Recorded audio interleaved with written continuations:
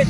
I pick up 3 points here against the opponent. I mean, obviously, good teams win ugly games. And I thought we really played well today, and especially the second half. I thought first half we were rushing game a bit. The passes weren't connecting. We never got another combination plays. But second half we were much better. We got more players inside their box, and it was easier in the second half for us. What does this result mean? Back-to-back wins now. I think it's 3 straight for your team. Or how much is building the momentum and building the confidence important at that time? When you do win, it marks well or argues well for your confidence.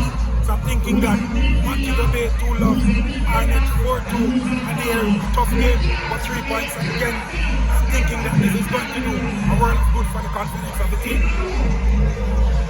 Alright, respect, coach. Yeah, thanks much.